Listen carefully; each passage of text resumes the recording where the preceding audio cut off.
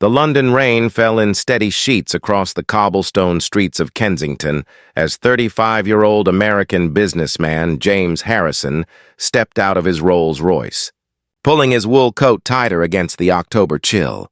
He had just finished a late dinner meeting with potential investors for his tech company's European expansion, and now faced the choice between waiting for his driver or walking the few blocks to his hotel. James chose to walk, finding something oddly peaceful about the rain-washed streets and the way the vintage street lamps cast golden circles of light through the downpour. London had always felt like a city of stories to him, and tonight he was content to be a small character in its larger narrative. That's when he noticed her. Sitting in the doorway of a closed bookshop, partially sheltered by the narrow overhang, was a young woman who couldn't have been more than 25. Her long blonde hair was damp despite her attempts to stay dry, and she wore a light blue dress that had clearly seen better days. What struck James most wasn't her obvious vulnerability, but the way she held herself with quiet dignity even in such difficult circumstances. She was reading a book by the dim light from the shop window, completely absorbed despite the cold and wet conditions around her. Something about the scene, the contrast between her obvious hardship and her determination to find beauty or knowledge even in this moment, stopped James in his tracks. "Excuse me," he said gently, approaching slowly so as not to startle her. "Are you all right?" The woman looked up, and James found himself looking into the most striking green eyes he had ever seen. There was intelligence there and wariness, but also a spark of hope that hadn't been extinguished by whatever circumstances had led her to this doorway. "I'm fine, thank you," she replied, her accent unmistakably British, cultured but tired, just waiting for the rain to ease up a bit. James could see that she was anything but fine. Her shoes were worn through, her dress provided little protection against the cold, and she had the hollow look of someone who hadn't had a proper meal in days. But he also recognized the pride in her response and knew that approaching this situation required sensitivity. "I'm James," he said, crouching down to her level. "I was wondering if you might know of a good cafe nearby that stays open late. I'm visiting from America and could use some recommendations from a local." The woman studied his face, clearly trying to determine his intentions. "There's a place called the Night Owl about 3 blocks from here," she said carefully. "They stay open until midnight and do excellent tea and sandwiches. Would you be willing to show me?" "I'm completely turned around in this part of the city," James said, though they both knew this was a gentle fiction. "I'd be happy to buy you dinner as a thank you for the navigation help." For a long moment, the woman remained silent, and James could see her internal struggle between pride and necessity. Finally, she closed her book carefully and stood up. "I'm Charlotte," she said simply. "Charlotte Whitmore. And yes, I could show you the way. Over shepherd's pie and tea at the Night Owl."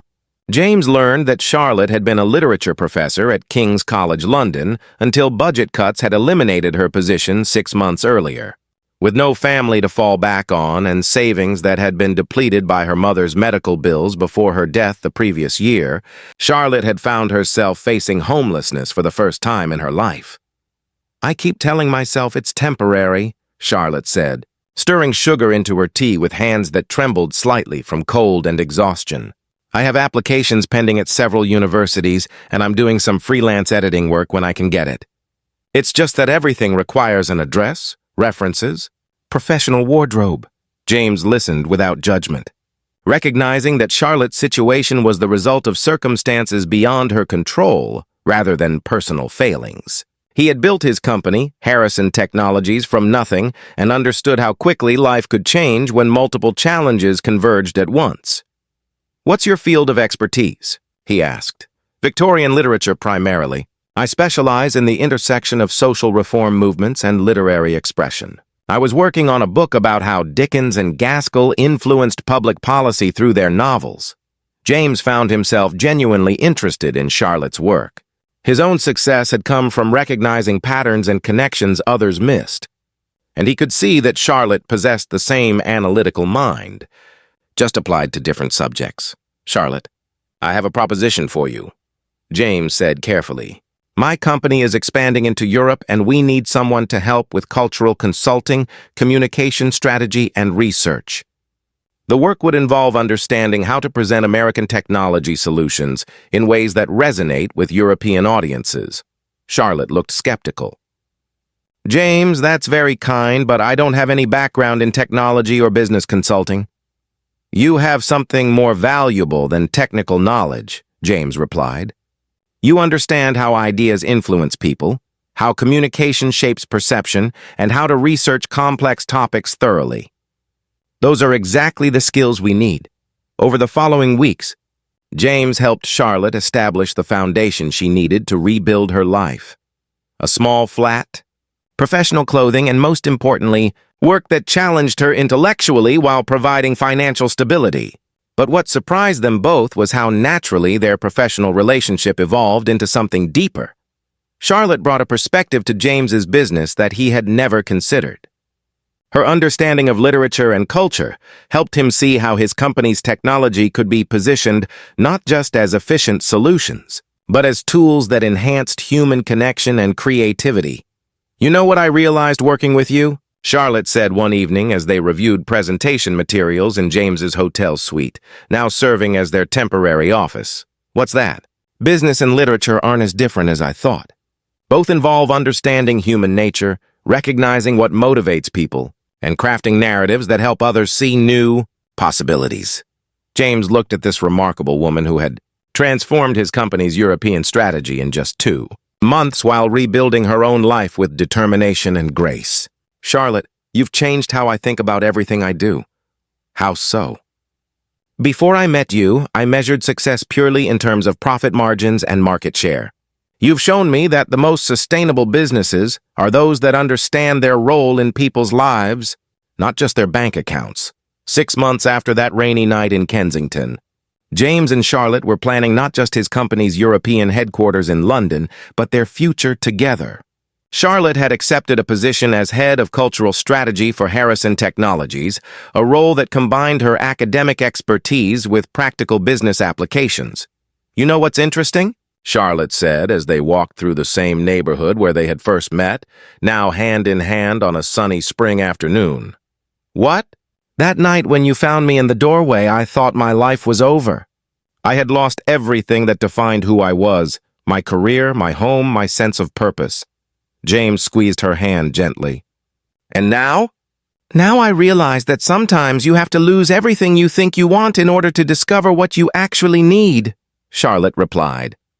I needed to remember that my worth isn't determined by my job title or address, but by how I choose to face challenges and help others.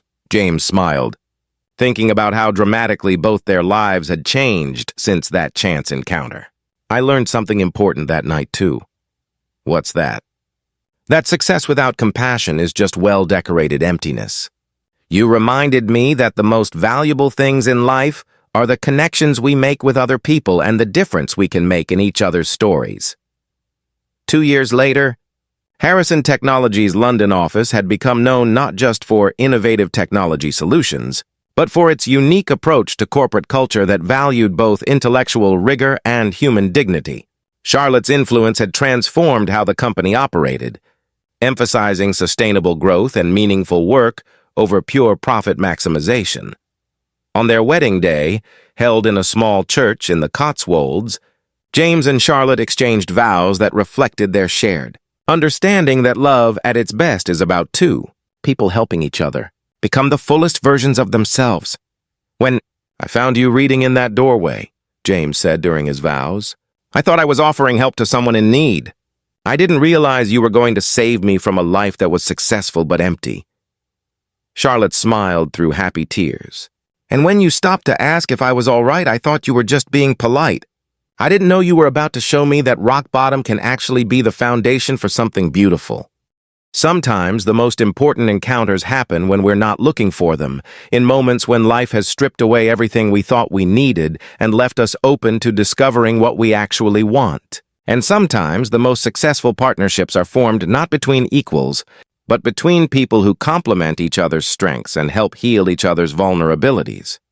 In the end, James didn't rescue Charlotte from homelessness so much as they rescued each other from lives that looked perfect on the surface but lacked the depth and meaning that comes from genuine human connection and shared purpose.